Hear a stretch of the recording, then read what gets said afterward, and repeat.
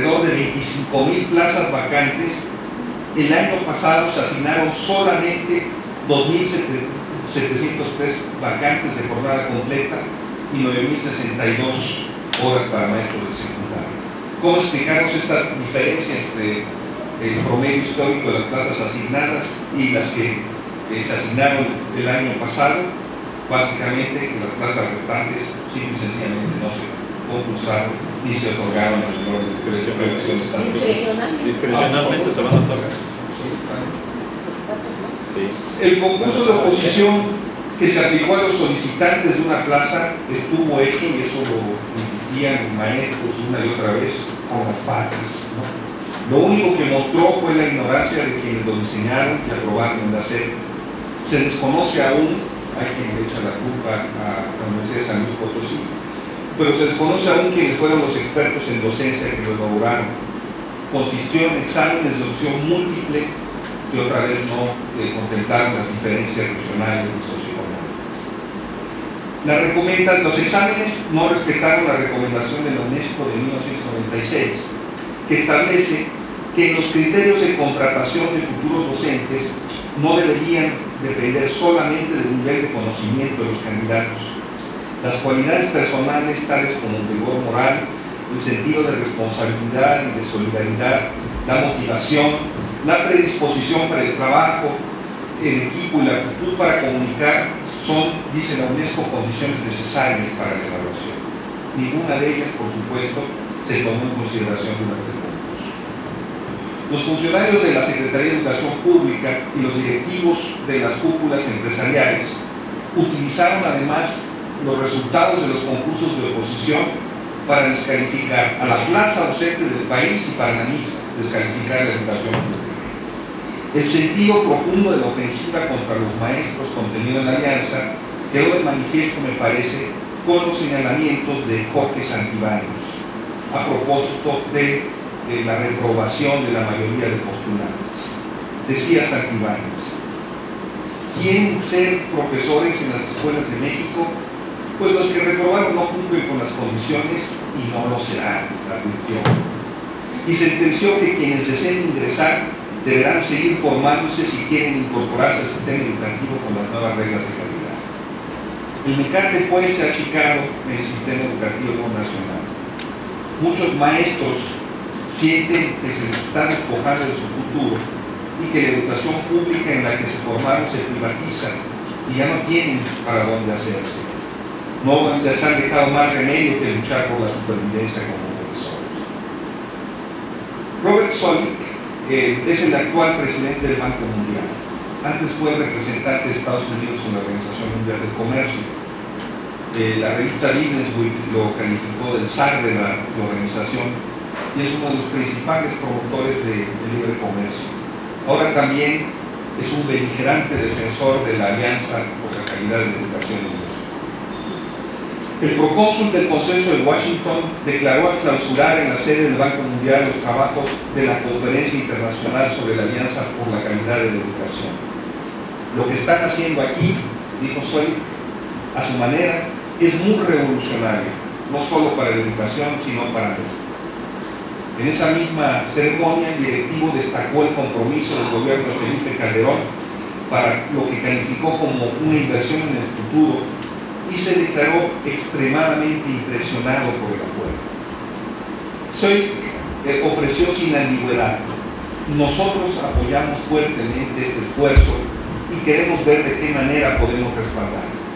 Y se confesó complacido de apoyar financieramente el esfuerzo.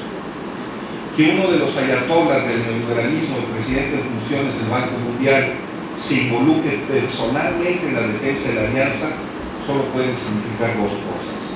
Primero, que el banco efectivamente está detrás de esta reforma, y segundo, que su sesgo privatizador es incuestionable. Lo primero que los mentores han denunciado es que los nuevos puestos de trabajo no cubren las necesidades educativas de la población. Se requieren muchos más maestros en el país de los que las autoridades gubernamentales aceptan. Pero además, y creo que esto es importante, la oposición a la alianza no solo se limita a los maestros o en algunos lados a los padres de familia. Por distintas razones, los gobiernos de Oaxaca, Michoacán, Baja California Sur, Zacatecas y Durango no han firmado el acuerdo, porque como lo señala el secretario por Baja California Sur, el secretario de Educación, lejos de garantizar mayor impulso al sistema educativo desde plazas docentes, equipamiento, infraestructura, en la realidad, por lo confuso de los criterios que aplica la autoridad federal, la alianza representa un retroceso para entidades como estas. Para la alianza, educar es sinónimo de, textual, invertir en el recurso humano. El lucro se disfraza de pedagogía.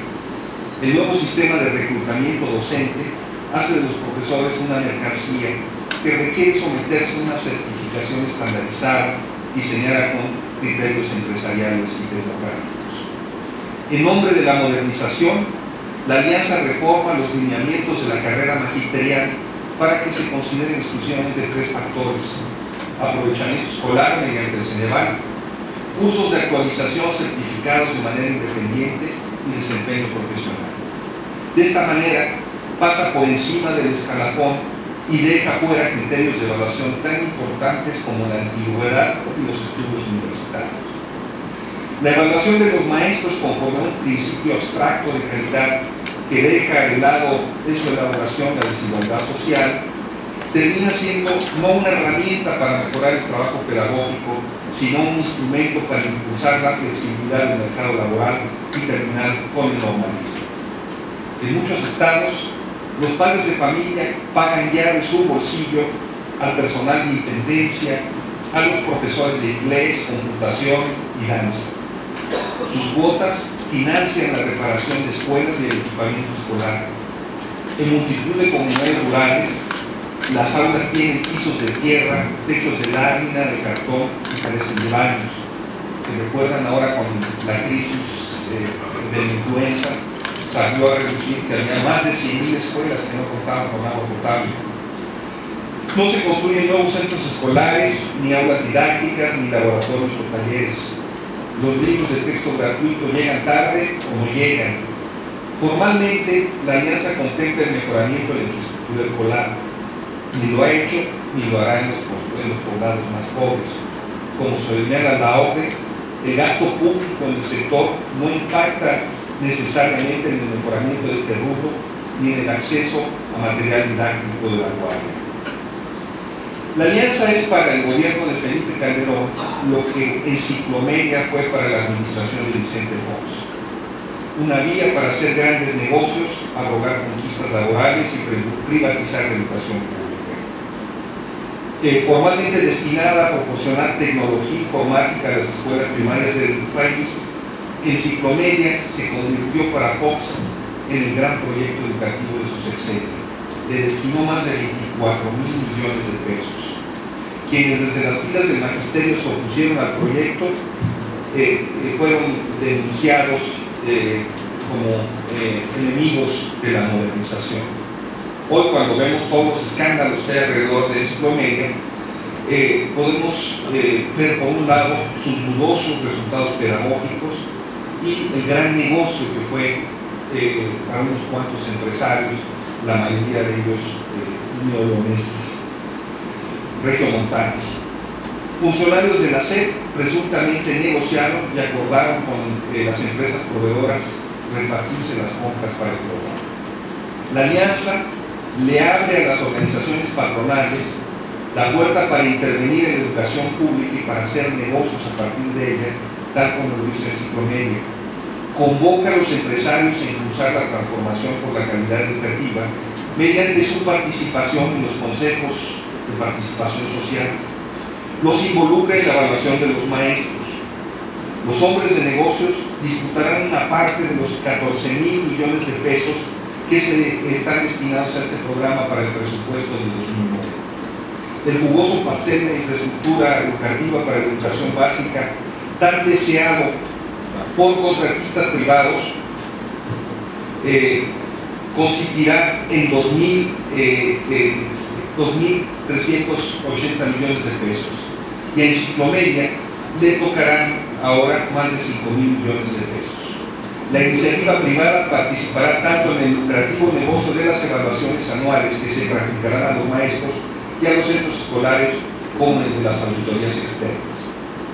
Los inversionistas no han esperado a que se les invite a los consejos para intervenir en el tema urgente. Sin tapujo alguno, Claudio X González señaló: debemos pensar cómo hacer para cambiar la educación. La Coparmex en Coahuila supervisó la aplicación del examen de nuevo aviso. Los consejos de participación social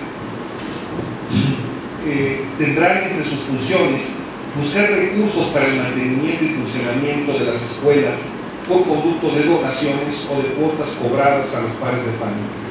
De esta manera, así sea parcialmente, se traspasa a las familias de los alumnos el costo de la educación pública. Esta obsesión privatizadora puede verse con toda claridad en la jerga y los contenidos que integran el anteproyecto de norma oficial mexicana del Servicio de Calidad de Educación Básica Obligatoria, en el que se resume el nuevo modelo educativo del centro. El documento define a los alumnos como usuarios, a la SEP como proveedor y a los padres de familia como los supervisores y representantes ante la sociedad de los derechos y obligaciones del educando. El anteproyecto además está plagado de referencias explícitas a la flexibilidad y la competencia. Dice que el desempeño del maestro y sus competencias serán certificadas por instituciones que cumplan con la ley federal sobre metrología y normalización. Y señala, por supuesto, que es necesario incorporar a las organizaciones del sector privado al organismo rector para la gestión de la calidad de la educación. Y estipula la necesidad de realizar auditorías externas que hay que contratar con organismos otra vez privados. La alianza fue decidida desde arriba sin la consulta ni la participación de los maestros de base. Fue acordada por el gobierno federal y el Esther Gordillo, a quienes miles de profesores de todo el país no reconocen como su dirigente. ¿Se puede modernizar la educación pública al margen y en contra de los maestros? Obviamente no.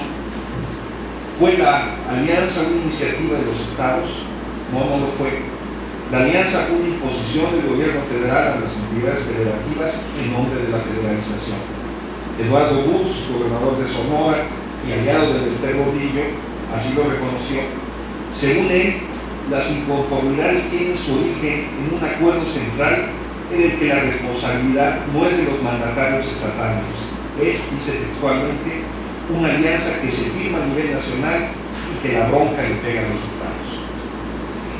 El concurso nacional de oposición para las nuevas plazas viola el Acuerdo Nacional para la Modernización de la Educación Básica, publicado en el Diario Oficial el 20 de mayo de 1992, pues invade competencias locales y cancela la contratación de profesores de nuevo ingreso por parte de los estados.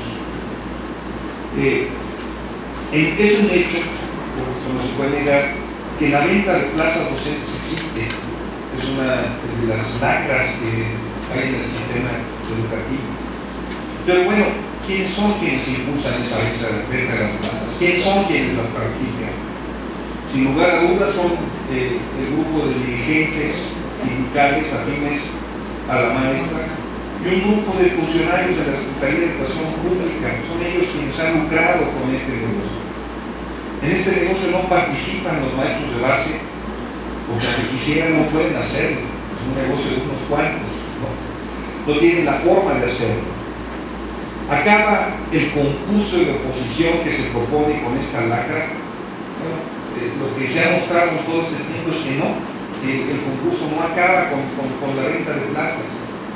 El dirigente del Movimiento Democrático de Zacatecas, José Luis Figueroa Rangel, ha denunciado con mucho detenimiento, de manera muy documentada, el enorme tráfico de influencias que existe en Zacatecas, en la Secretaría de Educación y Cultura. Estamos hablando de un gobierno gobernado por el PRD, tradicional, en la que muchos de los hijos y parientes de funcionarios fueron beneficiados.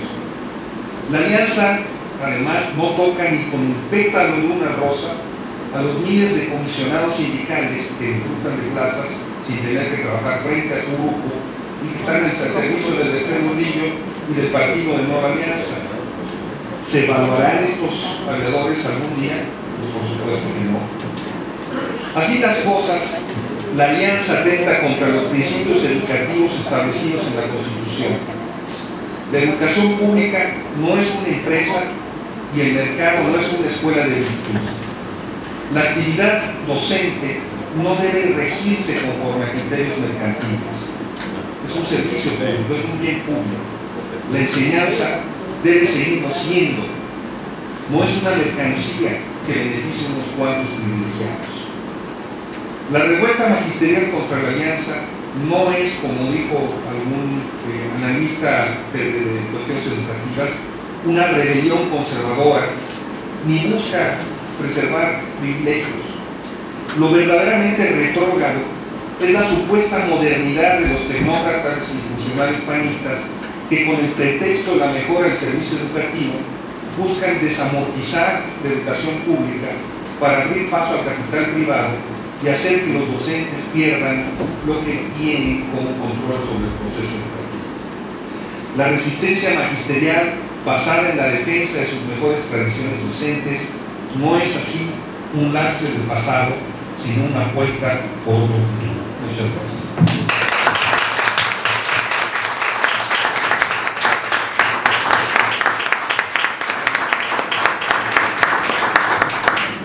Le agradecemos mucho a Luis Hernández Navarro, columnista de La Jornada y director de opinión de La Jornada, su participación. Muchas gracias, Luis, te agradecemos mucho que hayas estado y tu participación con nosotros.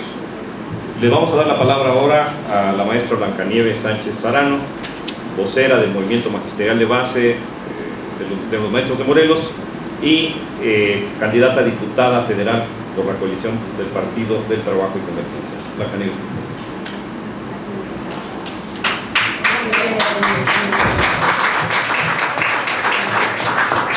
Muchas gracias, muy buenos días. Para mí es un privilegio el que se me permita estar con personalidades que para ellas no es ajena el problema del magisterio en el estado de Morelos. Si bien es cierto que el movimiento magisterial en Morelos, que se inicia el 13 de agosto del 2008, cobró dimensiones inauditas con el paro de labores y que todo esto nos llevó también y que se dieron movilizaciones, tomas de oficinas, a donde realmente más de 23.000 maestros lo único que buscábamos era ser escuchados y tomados en cuenta. Pero ante esto, lo único que hemos obtenido ha sido la represión, la inaccesibilidad política de los gobernantes en turno,